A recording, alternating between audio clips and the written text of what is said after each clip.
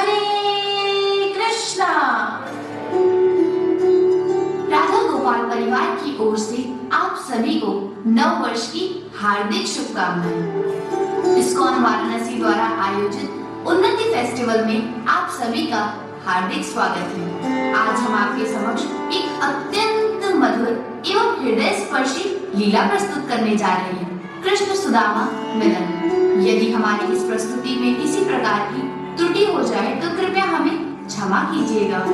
इस लीला में भगवान हमें यह संदेश देते हैं कि सच्ची मित्रता धन, पद या शक्ति पर आधारित नहीं होती है। सुदामा अत्यंत गरीब थे, परंतु प्रेम और भक्ति के मामले में धनी थे और भगवान कृष्ण द्वारिकाधीश होते हुए भी अपने मित्र सुदामा के प्रति अत्यंत प्रेम, सम्मान और विनम्रता का उदाहरण प्रस्तुत करते हैं। तो आइए हम इस दिव्य मिलन के माध्यम से भक्ति, प्रेम और सच्ची मित्रता का संदेश ग्रहण करें। एक बार सब मिलकर हरे कृष्ण महामंत्र का कीर्तन करें। हरे कृष्ण कृष्ण कृष्ण हरे हरे, हरे राम राम राम हरे हरे। सुदामा अपनी पत्नी वसुंधरा और बच्चों के साथ एक छोटी सी कुटिया में रहते थे। अत्यंत गरीबी के कारण कई दिनों तक उन्हें भोजन नहीं मिलता था। उस रात भी बच्चों को आधा पेट भोजन देकर दोनों पति पत्नी भूखे ही सो गए। आधी रात सुदामा भूख से व्याकुल हो उठते हैं। रसोई में ढूंढते हुए उन्हें एक मिट्टी के पात्र में केवल एक चावल का दाना ही मिलता है।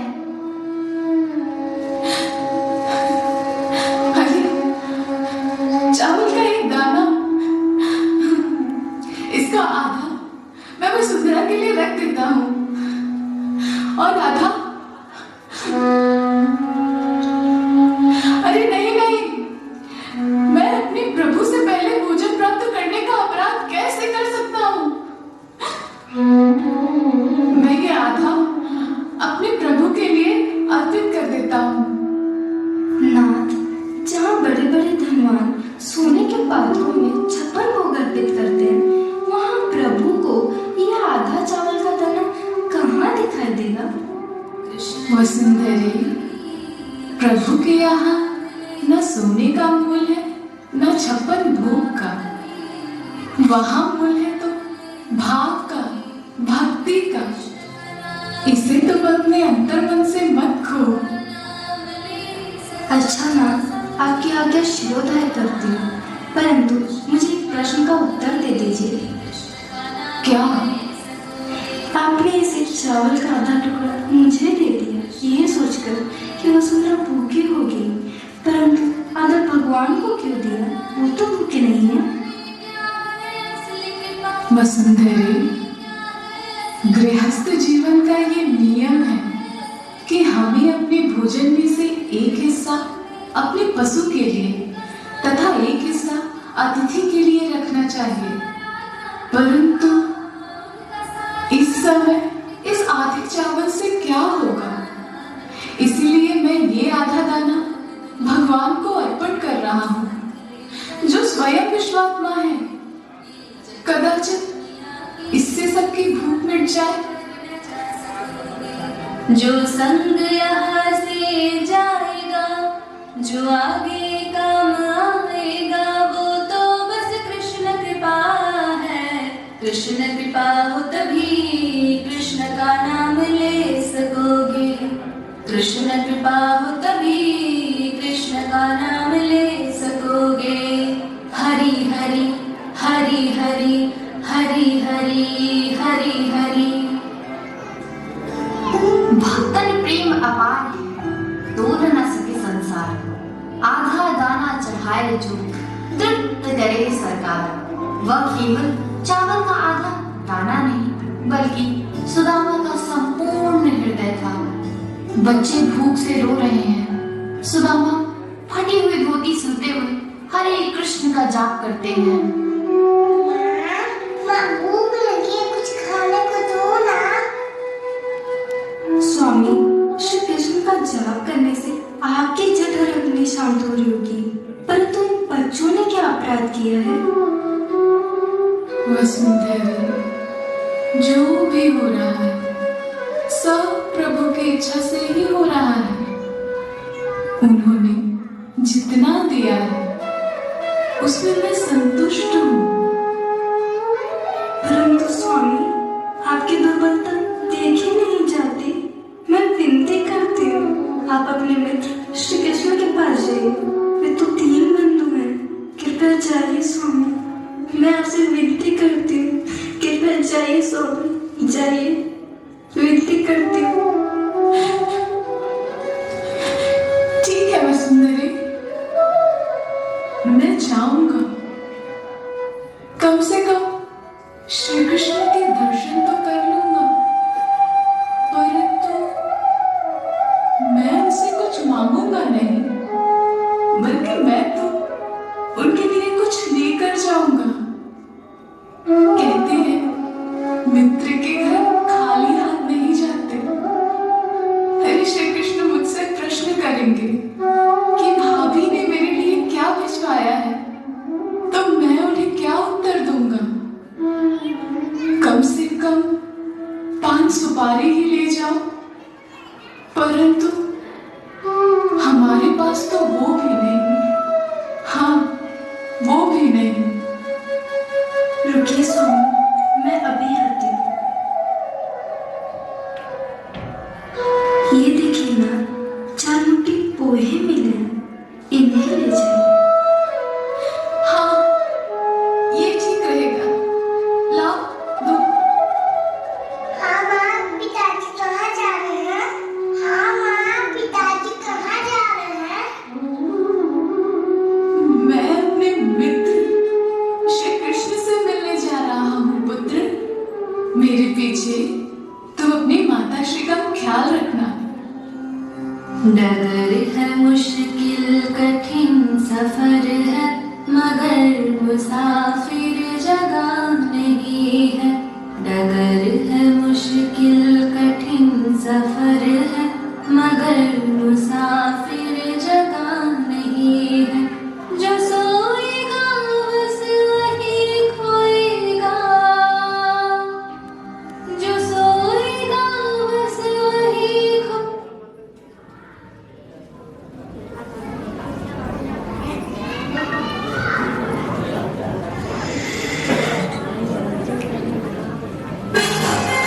तुम इनका संदेश द्वारकाधीश तक ले जाओ।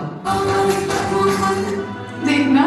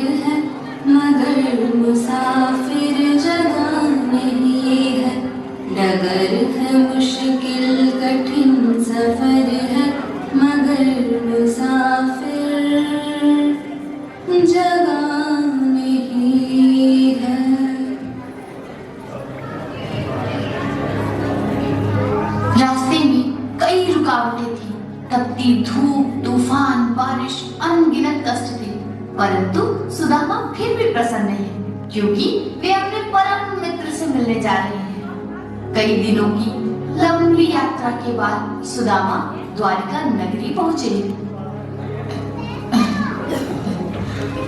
अरे भाई सुनो। प्रणाम ब्राह्मण देव,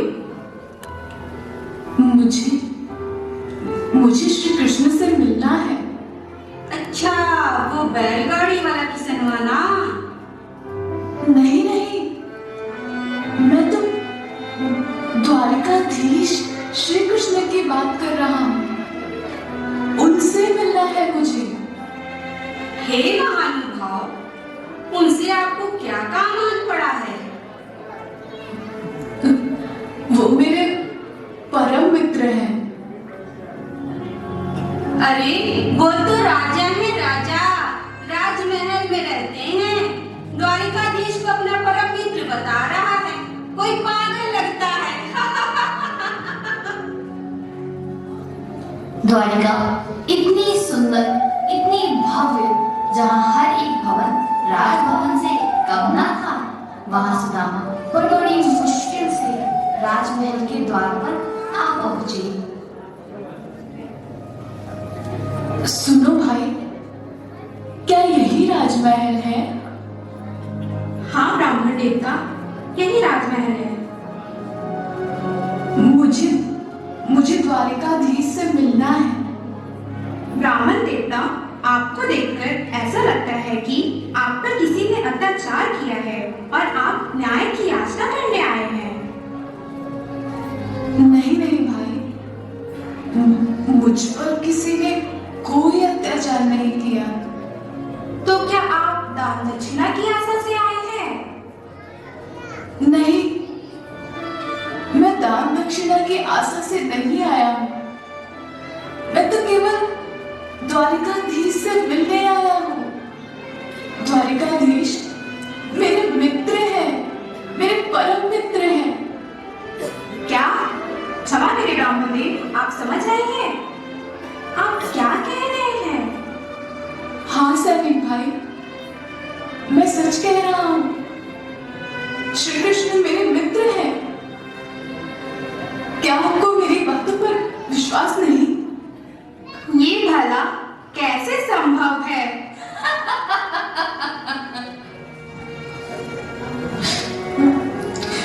क्या द्वारिका नगरी में ब्राह्मणों का इस प्रकार अपमान करते हैं?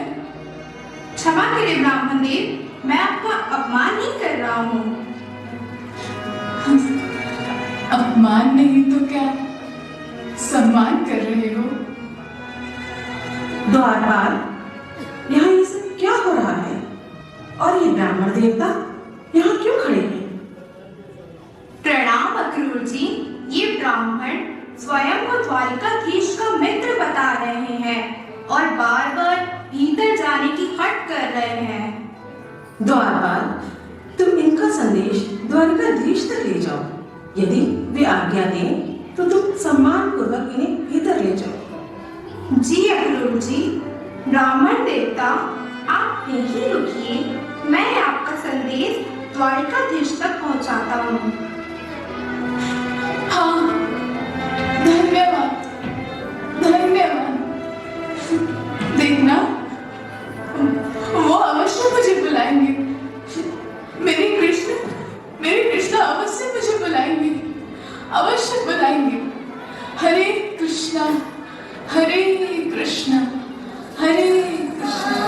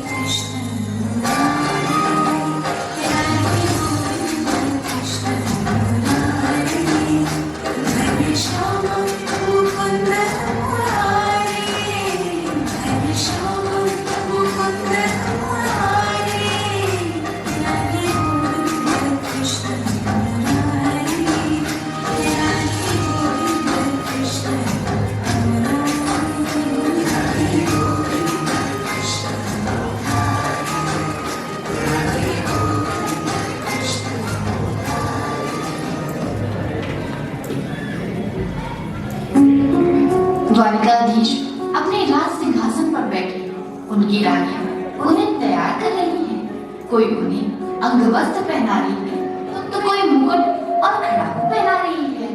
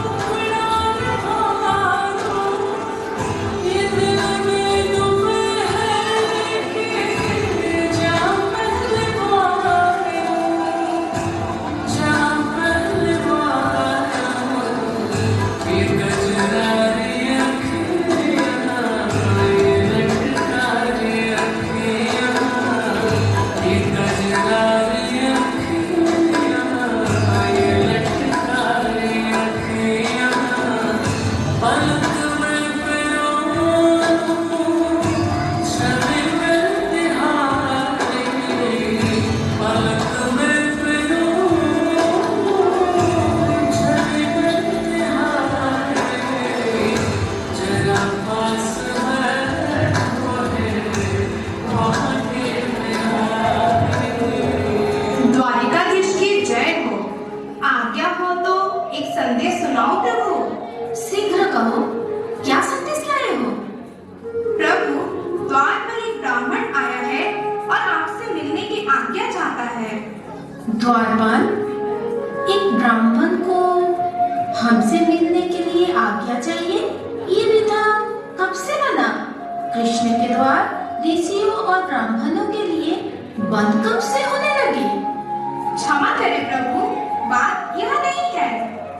ये बात नहीं है तो फिर क्या बात है द्वारपाल?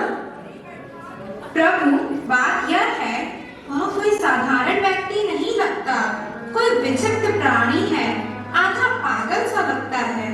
तुमने ये कैसे जाना? पहली बात तो यह है कि वह परम दरिद्र दिखता है। ना सिर पर पगड़ी, ना पैर में खड़ाऊ, फटी हुई धोती। द्वारिका राज में ऐसा दरिद्र व्यक्ति कोई नहीं हो सकता। ये कोई परदेसी है। परंतु परदेसी अथवा गरीब होना तो पागल होने की निशानी नहीं होती। तो फिर तुम उसे पागल कैसे कह रहे हो? क्योंकि वो पागलों जैसी बातें कर रहा है प्रभु। कैसी बातें? प्रभु, वह कहता है कि वह आपका परम मित्र है। हमारा परम मित्र? कौन है वो? कहाँ से आया है? क्या नाम है उसका? शीस पगा न झका तन पे प्रभु, जाने कोई बसो के ही ग्रामा।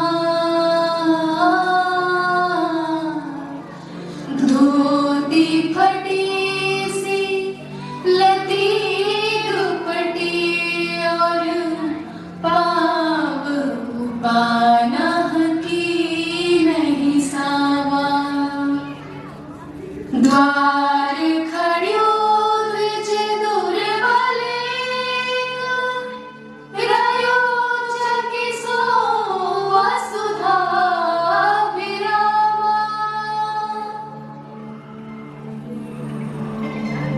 द्वार खड़्यो द्विज दुर्बले, रयो जगि सो वसुधा विरामा। पूछत दीन दयाल को धाम, बतावत अपनो नाम सुदामा। पूछत दीन दयाल को धाम, बतावत अपनो नाम सुदामा। हाँ, सुदामा। उन्होंने अपना नाम सुदामा बताया है। सुदामा? सुदामा आया है? मेरा मित्र सुदामा आया है। सुदामा, सुदामा मेरा बाल सखा सुदामा आया है। सुदामा! अपने मित्र का नाम सुनते ही श्री कृष्ण ऐसे दौड़े मानो सुदामा से मिलने के लिए अब एक और क्षण भी नहीं रुक सकते थे। वे जिस अवस्था में थे उसी अवस्था में दौड़े। न अंगवस्त्र, न उन्होंने खड़ाऊ पहने, सुध बुध खोए अपने मित्र से मिलने की लालसा में दौड़े जा रहे हैं। उधर सुदामा द्वार पर अत्याधिक समय लगने पर विचार करने लगा कि श्री कृष्ण द्वारिकाधीश हैं। वो मुझ जैसे गरीब ब्राह्मण से क्यों ही मिलेंगे तथा मायूस होकर वहां से वापस जा रहे हैं। कौन ये महत्वपूर्ण करने को ऐसे अकुलाते हैं, अगवानी करने को ऐसे अकुलाते हैं। दीनों के बंधु करुणा के सिंधु, लेकर नैनों में जल बिंदु, सारे नातों से बढ़ के एक प्रेम का नाता निभाने चले हैं। भ्रमण करे जो फूलों के रथ पे,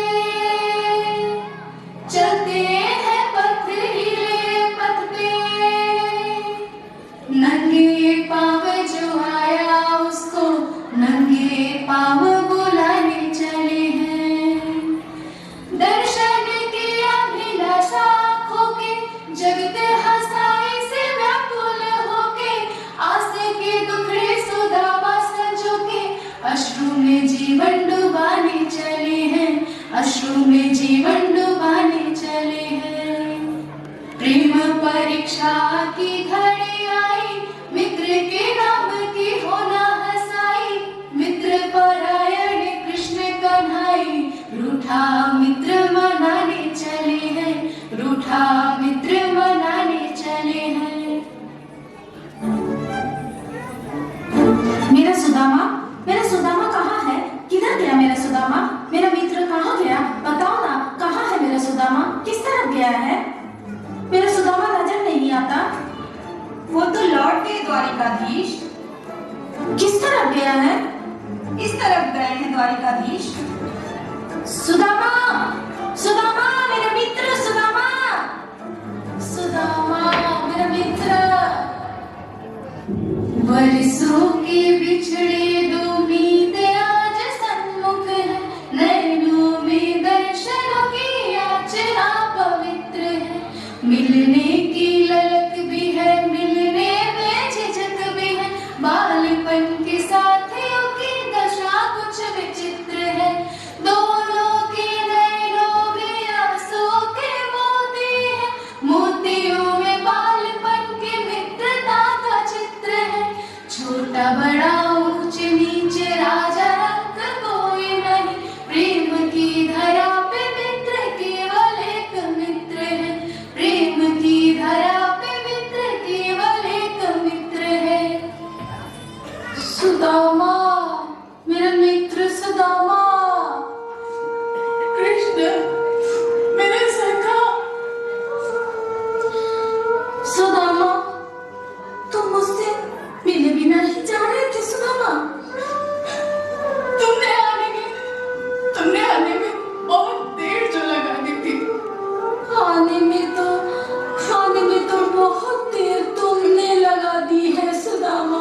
कितने बरसों बाद आए हो, कितने बरसों बाद याद किया मुझे सुदामा, कितने बरसों बाद याद किया। मैं तो तुम्हें कभी भूला ही नहीं था मित्र। तो फिर आए क्यों नहीं थे इतने बरसों तक? आए क्यों नहीं थे? हमें समझ गया, मैं सब जानता हूँ। तुमने सोचा होगा कि मैं अब द्वारिकाधीश बन गया हूँ, तो मैं तुम्हें भूल जाऊंगा, तुम्हें पहचानूंगा तक नहीं, है ना? मैंने यही सोचा था। इसलिए जब तुम्हारा बुलावा आने में देर हुई तो मैं लौट चला था। वाह मित्र, वाह, मेरी मित्रता का अच्छा मोल लगाया है तुमने, अच्छा मोल लगाया। सुदामा, तुम्हें मेरी मित्रता पर भरोसा तक नहीं रहा क्या? मेरी मित्रता का यही मोल था और तुमने ये कैसे सोच लिया कि मैं अपने बाल सखा को द्वार से ही लौट जाने दूंगा? बताओ, क्या मैं इतना गिरा हुआ हूँ? बस करो मित्र, बस करो। मुझे क्षमा कर दो मित्र, मुझसे भूल हो गई। मुझे क्षमा कर दो। वाह मित्र वाह, दिल भी दुखाते हो और क्षमा भी मांगते हो। चलो मित्र, भीतर चलो। नहीं मित्र,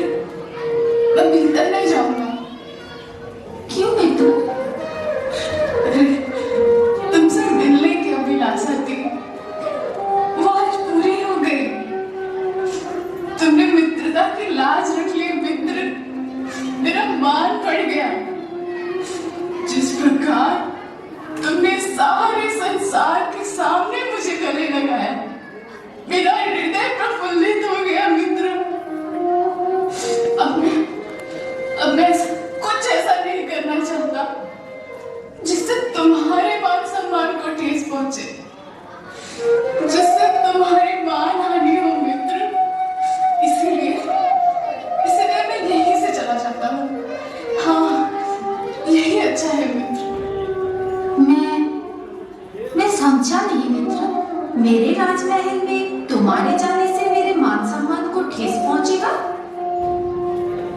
देखो, एक दरिद्र ब्राह्मण ऐसे फटे हाल में राजमहल में प्रवेश करेगा तो तुम्हारे राज्य कर्मचारी और अधिकारी क्या सोचेंगे? तुम्हारी पटरानियों के सामने मुझे मित्र कहते हुए तुम्हें लज्जित होना पड़ेगा। भला ये मैं कैसे सहन कर सकता हूँ कि तुम्हारी मानहानि हो? आह सुदामा, तुम आज भी उतने ही भोले हो जितने बचपन में थे। अरे इसमें मानहानि कैसी? अरे मित्र, तुम्हारी चरण धूल के स्पर्श मात्र से तो मेरा भवन का कण कण पवित्र हो जाएगा। तुम्हारे आगमन से मेरा मान कहीं गुना बढ़ जाएगा। लोग युगों युगों तक हमारी मित्रता को याद रखेंगे, सम्मान करेंगे हमारी मित्रता का। मैं ये सोच भी कैसे लिया कि मैं यहाँ से तुम्हें लौट जाने दूंगा? द्वारपाल, आज्ञा राजेश्वर। हमारे मित्र के भव्य स्वागत का आदेश दो। जो आज्ञा प्रभु। आओ मित्र, आओ, चलो आओ ना मित्र। वाह भाई वाह, मित्रता हो तो ऐसी। मित्र के स्वागत के लिए त्रिलोकीनाथ स्वयं नंगे पांव दौड़े चले आए। किसी ने सत्य कहा है कि मित्रता और मानवता को धन और निर्धनता के तराजू में नहीं तौलते। श्री कृष्ण और सुदामा की मित्रता आने वाले समय में मित्रता और मानवता की परिभाषा बन जाएगी। भगवान की लीला को उनके सिवा कोई नहीं समझ सकता। वो चाहते तो सुदामा से द्वारिकाधीश बनकर मिल सकते थे, लेकिन यदि वो ऐसा करते तो वो इस बात का संदेश लोगों तक कैसे पहुंचाते कि मित्रता में कोई छोटा बड़ा राजा रंग नहीं होता, मित्रता में सब एक समान होते हैं। उस समय कृष्ण को देखकर ऐसा लग ही नहीं रहा था कि वो भगवान है, द्वारिकाधीश है, बल्कि ऐसा लग रहा था जैसे सुदामा के भांति साधारण मनुष्य है। स्वागत है आर्य सुदामा। कृपया हमें भी यह सौभाग्य दीजिए कि हम आपकी सेवा कर सकें। प्रभु के प्रिय अतिथि हमारे लिए आदरणीय है। कृष्ण सुदामा को अपने राज सिंहासन पर बैठाते हैं तथा स्वयं नीचे बैठते हैं। भगवान अपने प्रिय भक्तों से अत्यधिक स्नेह करते हैं और सुदामा तो उनका परम भक्त था। कृष्ण उनकी दास की भांति सेवा करते हैं। ऐसी बेहाल मेवाए ने सोपग, कंटक चाल लगे पुनि जोए। हाय महादुख पायो सखा तुम, आए तेना किते दिन खोए। देखी सुदामा की दीन दशा, करुणा करके करुणा निधि रोए। देखी सुदामा की दीन दशा, करुणा करके करुणा निधि रोए। पानी परात को हाथ छुयो नहीं, नैनन की जल से पग धोए। पानी परात को हाथ छुयो नहीं, नैनन की जल से पग धोए।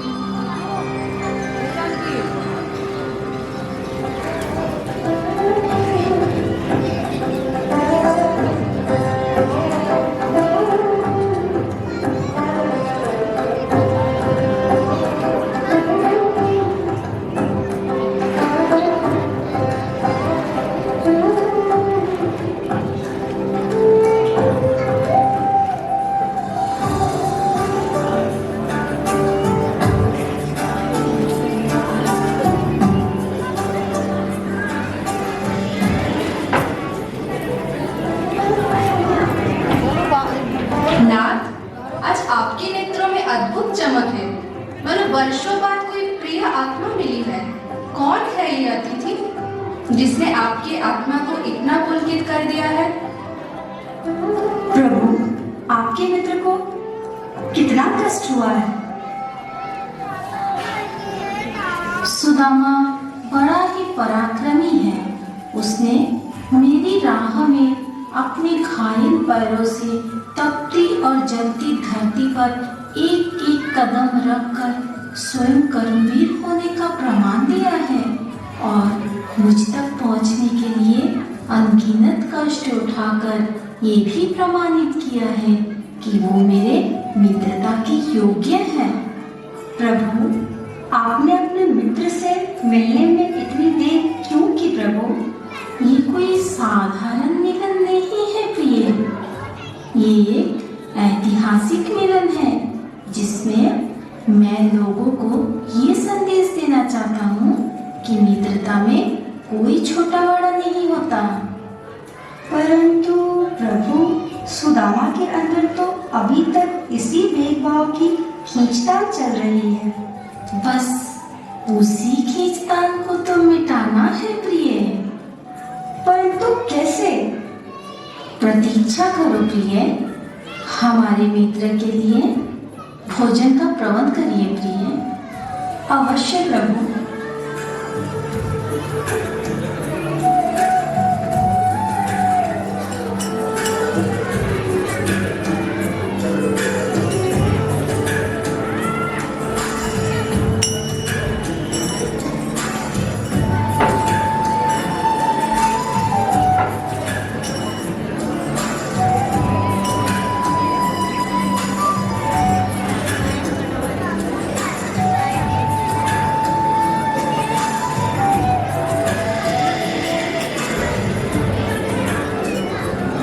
उधर सुदामा अपने कक्ष में बैठकर विचार कर रहे हैं। तभी वहां कृष्ण आ जाते हैं। त्रिभुवन की जहाँ संपदा, धन की भंडार, वहाँ स्थान कहाँ पाएंगे मेरे चावल चार। पगला सोच रहा, ये लाज कमारा सोच रहा। इतनी धन संपदा, राजमहल, द्वारकाधीश को मैं ये तुच्छ पोहे नहीं दे सकता। नहीं दे सकता। नहीं। वहाँ सुदामा दीन के तंदुल का क्या दाम। पगला सोच रहा, ये लाज कमारा सोच रहा। क्या सोचेंगे रानियाँ, क्या बोलेंगे दास।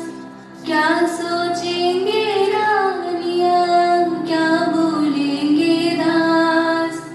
सहना होगा दीन को किस किस का उपहास। पगला सोच रहा, ये लाज कमारा सोच रहा। सिरहाने घर पोटली, चावल रहा छुपाए।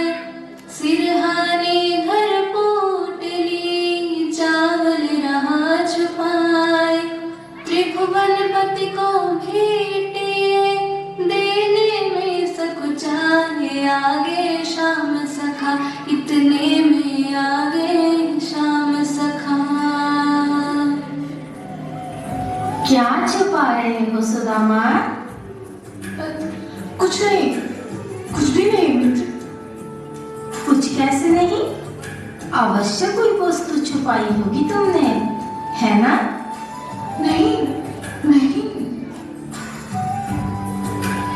अरे स्वामी, ये आप क्या कर रहे हैं? क्या अपने अतिथि पर आरोप लगाना अच्छी बात है प्रभु? अतिथि देव समान होता है ना प्रभु? आप इसे नहीं जानती। खाने पीने के विषय में ये एकदम स्वार्थी बन जाता है। लाओ। नहीं, दिखाओ। अरे नहीं, क्या छिपा रहे हो? अरे दिखाओ तो। नहीं, कुछ नहीं है मित्र, नहीं। तब तो अवश्य कोई स्वादिष्ट वस्तु है जिसे तुम अकेले हड़प कर लेना चाहते हो? भाभी जी ने मेरे लिए अवश्य कोई रसीली चीज बनाकर भेजी होंगी। अरे दिखाओ ना सुदामा। अरे ये क्या कर रहे हो? अरे भाभी जी ने ये भेंट मेरे लिए भेजी है ना, तो अभी तक दी क्यों नहीं? मैं तो पहले ही जानता था कि भाभी तुम्हें खाली हाथ नहीं भेजेंगी।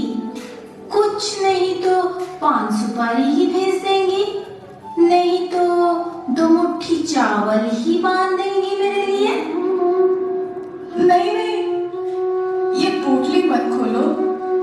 बात यह है कि मैं जल्दी में चला आया तो तुम्हारी भाभी कुछ पका नहीं पाई। तुम्हारी भाभी ने कहा इसे ही ले जाओ, देवर जी इससे ही मेरे स्नेह भाव को समझ जाएंगे। अमृत लाए हो मेरे लिए और छुपाए छुपाए फिर रहे हो। वाह वाह वाह, भाभी जी ने क्या भेंट भेजी है। प्यार के अमृत में भीगे हुए ये तंदूर। अरे ये तो संसार का सबसे उत्तम, सबसे अनमोल भेंट है। इन 4 मुट्ठी चावल पर तो मैं तीनों लोक वार दूं। हाँ सुदामा, मैं तीनों लोक वार दूं, तीनों लोक वार दूं। सुदामा, जो भक्त मुझे श्रद्धा से एवं प्रेम पूर्वक एक पत्ता, फूल, फल तथा जल प्रदान करता है, वो मुझे अत्यंत प्रिय है। मैं उसकी भेंट अवश्य स्वीकार करूंगा। तुमने कैसे सोच लिया कि मैं ये नहीं स्वीकार करूंगा? प्रेम के भूखे प्रेम के तंदुल प्रेम के भाव से खाने लगे हैं। तंदुल के दानों में देने का दैत्य दरिद्र चबाने लगे हैं। एक एक मुट्ठी में एक एक लोग, एक एक मुट्ठी में एक एक लोग सुदामा के भाग में जाने लगे हैं। त्रिभुवन पति की देख उदारता तीनों भवन थर्राने लगे हैं। त्रिभुवन पति की देख उदारता तीनों भवन थर्राने लगे हैं। पहली मुट्ठी में लेते ही प्रभु ने स्वर्ग सुदामा के नाम किया है। दूसरी मुट्ठी में पृथ्वी लोक का वैभव विप्र को सौंप दिया है। तीसरी मुट्ठी में देने लगे हैं, तीसरी मुट्ठी में देने लगे जो वैकुंठ तो लक्ष्मी ने रोक लिया है। अपना निवास भी दान में दे रहा, कैसा दानी ये मेरा पिया है। अपना निवास भी दान में दे रहा, कैसा दानी ये मेरा पिया है। ये आप क्या कर रहे हैं प्रभु? पहली मुट्ठी में आपने सुदामा को स्वर्ग लोक दे दिया, दूसरी मुट्ठी में आपने सारा पृथ्वी लोक दे दिया, अब तीसरी मुट्ठी खाकर अपना वैकुंठ लोक भी दान में देना चाहते हैं। सुदामा के आधे चावल को भूल गई प्रिय, जो उसने हमें अर्पित किया था। आधे चावल का मोल चुकाने के लिए आप तीनों लोक दान में दे देंगे प्रभु? ये कैसा हिसाब है आपका? सीधा सा हिसाब है देवी। उस समय सुदामा भूखा था, उस चावल के अतिरिक्त उसके पास कुछ नहीं था, परंतु वो भी उसने मुझे अर्पित कर दिया, तो मैं भी मेरे मित्र को मेरा सब कुछ दे दूंगा। ये क्या प्रभु, भाभी जी की भेंट आप अकेले अकेले ही खा रहे हैं? देखा सुदामा, मेरे एक मुट्ठी चावल का नुकसान हो गया, ये सब खा गई।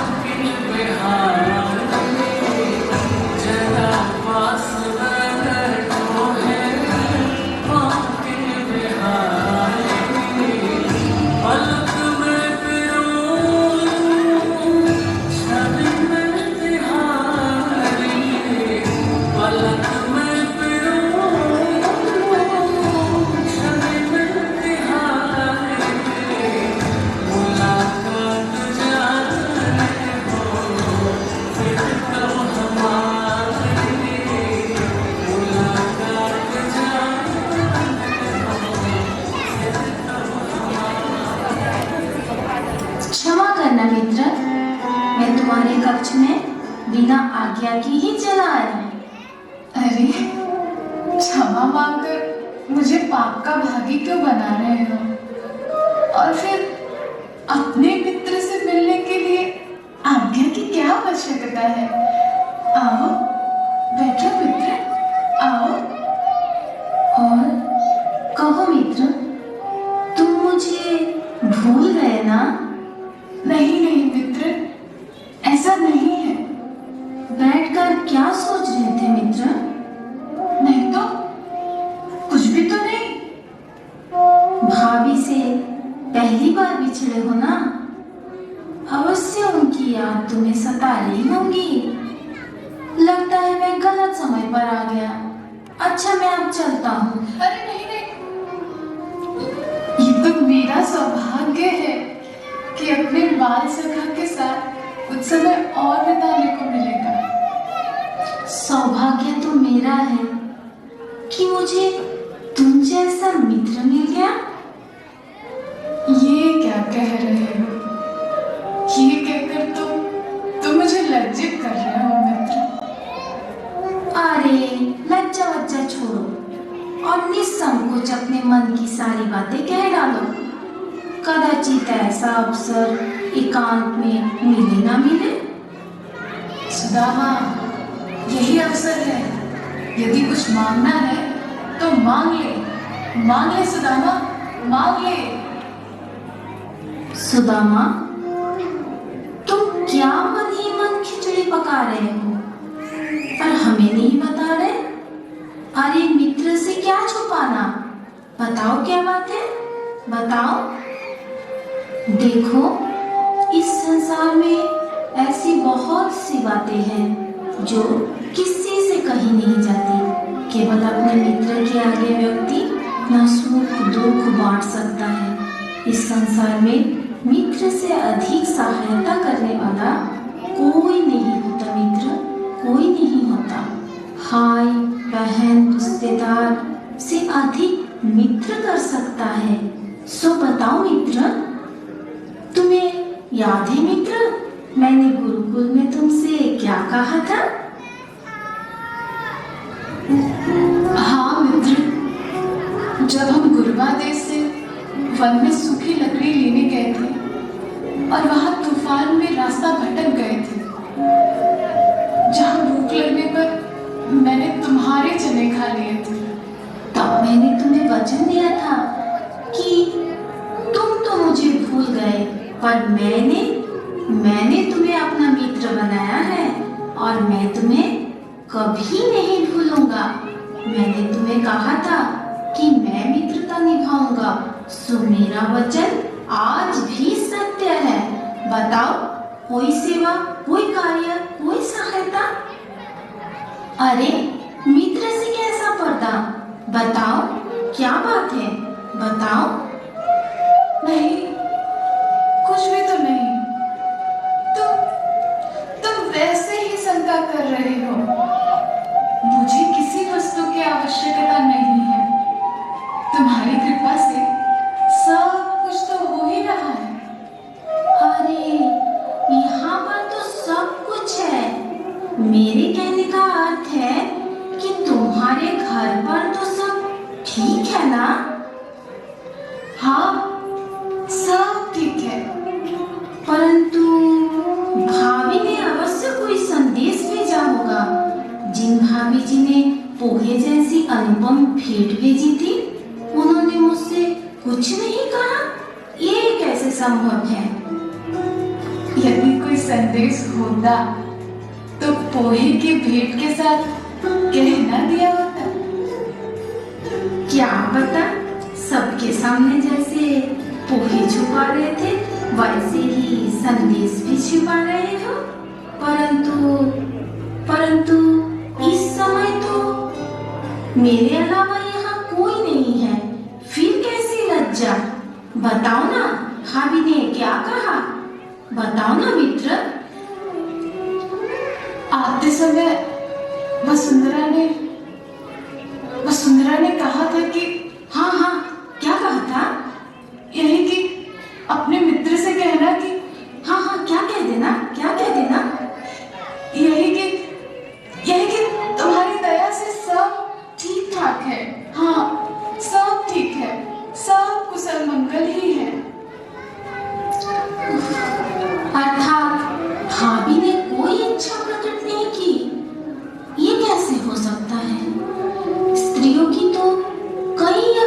होती है। उन्होंने अच्छे अच्छे वस्त्र आभूषणों की तो इच्छा प्रकट की होगी ना? नहीं, ऐसी कोई बात नहीं है। मन को संतोष प्राप्त हो तो मनुष्य अपने साधनों में ही खुश रहता है। तुम मेरी चिंता मत करो, मेरे घर में सब कुशल मंगल है। कुशलता के एक शब्द में तुम सारे जीवन को कैसे समेट सकते हो सुदामा? मेरे भाई संदीपनी मुनि के आश्रम में बिछड़ने के बाद अब जाकर मिले हो। इतने वर्षों तुम्हारे जीवन ना जाने कितने उतार चढ़ाव आए होंगे। हमें नहीं सुनाओगे अपनी आत्मकथा? मेरे मित्र, तुमसे बड़ा ज्ञानी संसार में कोई नहीं है। गुरु आश्रम में तुमने एक एक करके 64 दिनों में सभी 64 विद्याएं ग्रहण कर ली थी। तुम्हारे ज्ञान के सामने मेरा ज्ञान समुद्र के किनारे पर पड़े कंकड़ के समान है। इसीलिए मैं तुम्हारे शब्दों के जाल में उलझने वाला नहीं हूँ।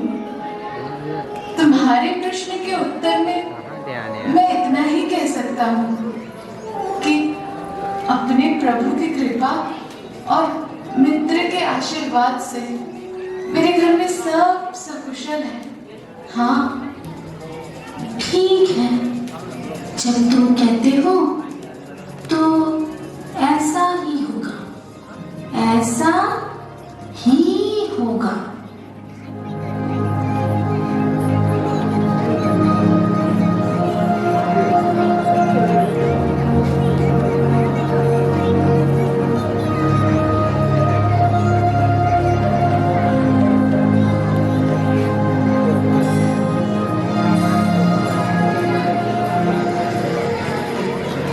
ऐसा ही होगा, ये आपने कैसे मान लिया प्रभु? सुदामा बहाना बना रहे हैं प्रभु। सब कुछ सकुशल नहीं है। वे गरीबी के मारे हैं। अपने आत्मसम्मान और आपको कष्ट न देने के लिए वे अपनी दुर्दशा आपसे छुपा रहे हैं। आप मेरी परेशानी पर मुस्कुरा रहे हैं प्रभु। आनंद दे रहा हूँ प्रिय, आपकी परेशानी और व्याकुलता का। क्या मुझे उनकी इस अवस्था पर परेशान नहीं होना चाहिए? ये मैंने कब कहा? यदि मुझे चिंतित होना चाहिए तो आप चिंतित क्यों नहीं है प्रभु? सुदामा के ये कहने पर भी कि सब कुछ कुशल मंगल है, ऐसा ही होगा, आप कहकर चले गए। प्रिय, जब सुदामा ने कहा सब कुशल मंगल है तो मैंने कहा ऐसा ही होगा, अर्थात अब से ऐसा ही होगा। प्रभु, मेरी भूल को क्षमा करें, परंतु ये तो बताइए कि ऐसा ही होगा, परंतु होगा कैसे?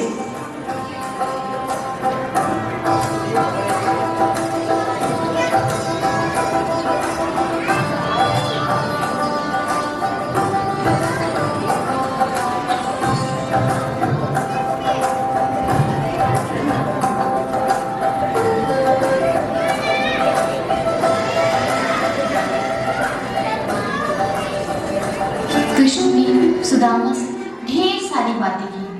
अब सुदामा अपने नगर जाने की आज्ञा मांग रहे हैं। अच्छा मित्र, अब आज्ञा दो। जा रहे हो मित्र? देवर जी कुछ दिन और रुक जाइए ना। देवर जी 2-4 दिन और रुक जाते। हम तो आपकी सेवा भी ना कर सके। नहीं, आप सब ने मुझे बहुत स्नेह और सम्मान दिया है। मैं तो तृप्त हो गया। अब आज्ञा दीजिए। तुम्हारे जाने का सुन मुझे अत्यंत पीड़ा होती है मित्र। जी करता है तुम्हारे चरणों में लेटकर तुम्हारा रास्ता रोक लूं।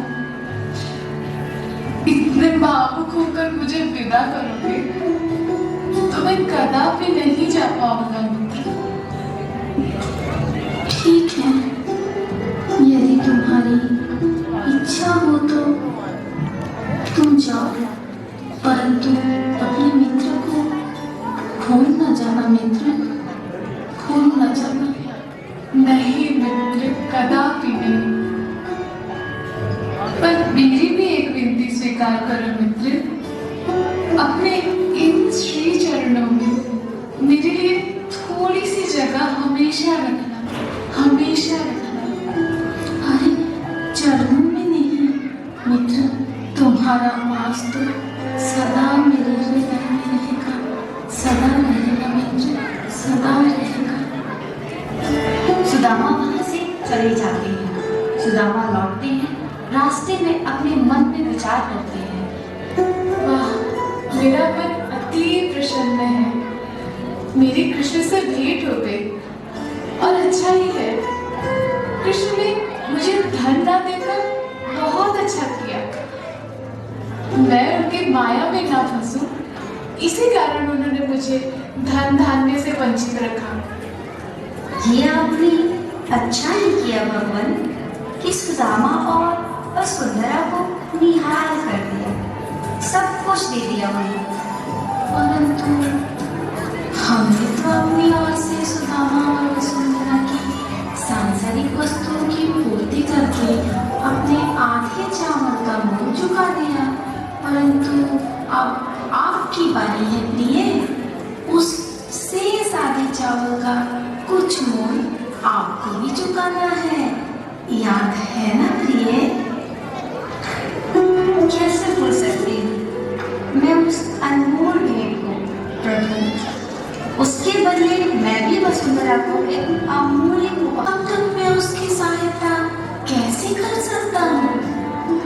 मेरे भक्त मेरी तरफ एक पग भी आगे बढ़ाता है तो मैं 100 पग बढ़ाकर भागकर उसकी तरफ जाकर उसकी सहायता करता हूँ।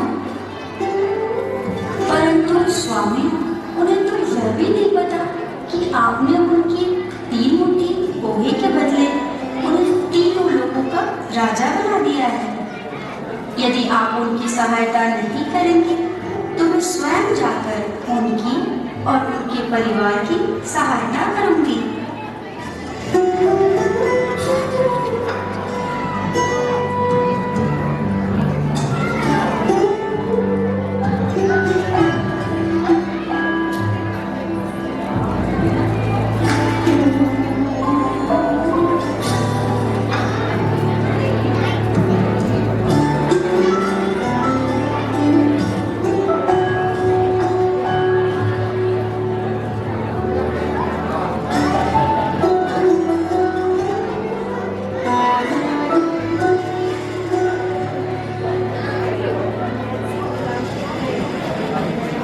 अच्छा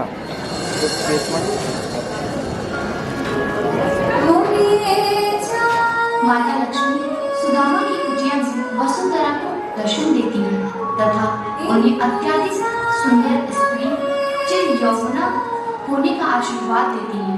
माता लक्ष्मी ने उन्हें धन धान्य से परिपूर्ण कर दिया।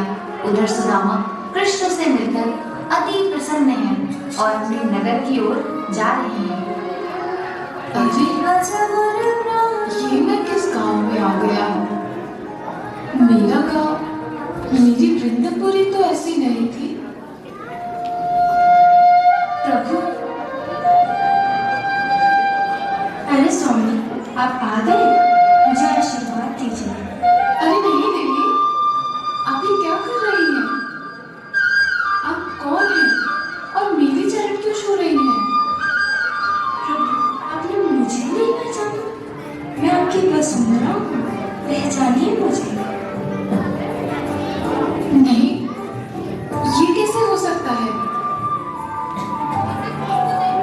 अब आपको मैं कैसे समझाऊं कि मैं आपकी पत्नी वसुंधरा हूँ? अरे सुदामा, तुम आ गए? हाँ मित्र, मैं आ गया। देखो ना, ये देवी अपने आप को वसुंधरा बता रही है। भाभी को नहीं पहचाना? भाभी? हाँ, ये वसुंधरा भाभी ही हैं। वसुंधरी? जानते हो सुदामा, तुम्हारे जाने के बाद वृंदपुरी में क्या हुआ? श्री कृष्ण ने स्वयं भगवान विश्वकर्मा को भेजा आपकी कुटिया को राजमहल में परिवर्तित करने के लिए, परंतु भाभी ने उन्हें केवल उनके घर को राजमहल में परिवर्तित करने से रोक दिया। तत्पश्चात कृष्ण ने आपके भवन के साथ पूरे गांव की काया पलटने का आदेश दे दिया। देखो देखो देखो अपने घर को, देखो मित्र। वाह प्रभु वाह, जय श्री कृष्ण। प्रभु तो सच में दीनदयाल है। मैंने तो आपसे कुछ मांगा भी नहीं, कुछ कहा भी नहीं, फिर भी आपने मुझे सब कुछ दे दिया, सब कुछ दे दिया प्रभु। सच्ची मित्रता में ना ऊंच नीच होती है, ना राजा रंग का भेद। भगवान धन से नहीं, हृदय से प्रसन्न होते हैं। जो उन्हें प्रेम और भक्ति देता है, भगवान उसके जीवन को अनंत कृपा से भर देते हैं।